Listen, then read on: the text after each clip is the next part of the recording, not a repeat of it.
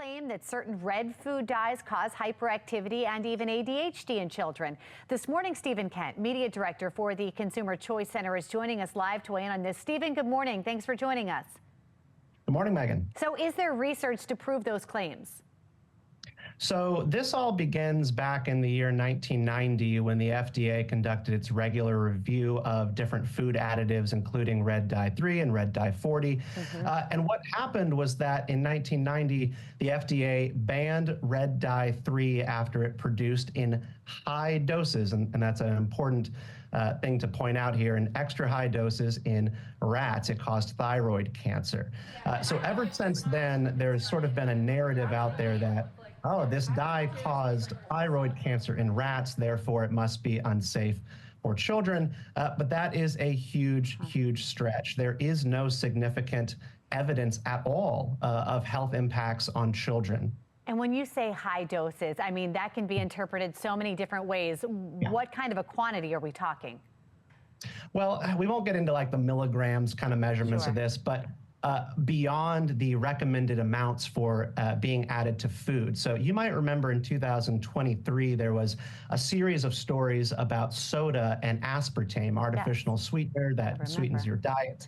And there was all this worry about carcinogens being in soda that could raise your chances of cancer. But what a lot of those stories missed is the exact same detail, which is in order to actually have an elevated cancer risk from aspartame, you had to be drinking over 100 cans of soda per day. Wow. And quantities matter a whole lot, which is why we only allow certain amounts of any chemical in food, including red dye 3. So sure, if you jack up the amount of chemicals that are in red dye 3 and put them in food, it produced cancer in rats. Stephen, but we don't. As consumers, how do we make sure we're taking information that is important and, effective to our health and understand what it means and do the right thing? There's so many differing views out there. How as consumers, can we be smart?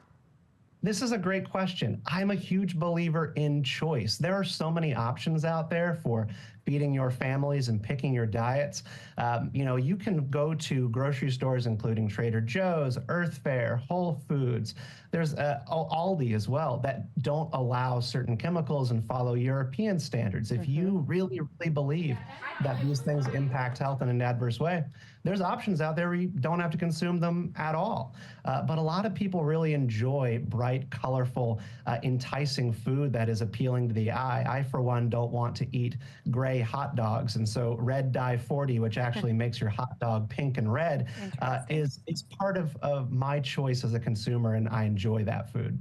Interesting. Well, we'll see what happens if there are changes on Capitol Hill, if that would change anything that we're seeing in the stores. Stephen, thank you for weighing in on this. We appreciate it. That's a pleasure. Have a great day. You too.